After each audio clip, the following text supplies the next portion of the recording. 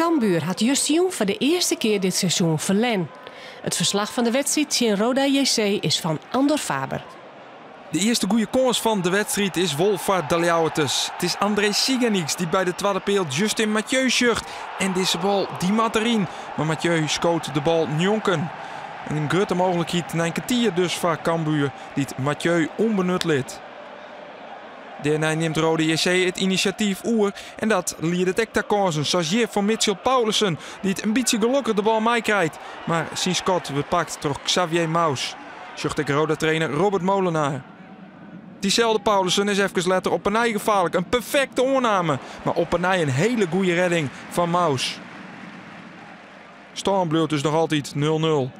In de tweede helft is de eerste goede mogelijkheid voor Daljaotes. Isaac Calon helpt uit naar een mooie bal van Jordi van Delen. Misschien Scott Git Oer. Dit hier de 1-0 wezen matten. En wat Cambuur nijlid, dat docht Roda wil scoren. Mario Engels creëert hier een skotkans voor hemzelf. Hij krijgt alle ruimte.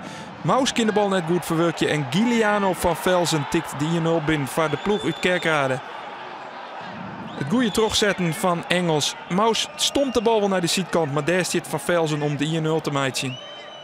Een slotoffensief van Cambuur komt er net meer. Aan de orenkant ontstaat er juist de ruimte omdat Cambuur in de aanval gaat. Dat liet het nog tot deze kans van Mario Engels, maar hij scoot de bal jonken.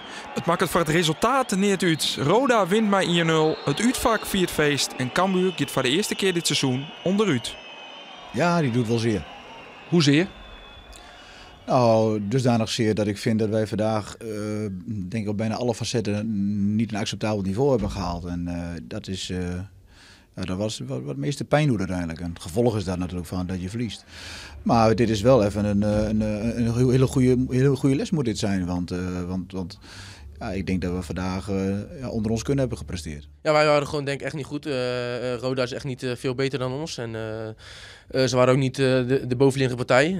We waren gewoon veel te slordig. En dan, als je dat bent en je creëert veel te weinig, dan loop je tegen zo'n nederlaag aan.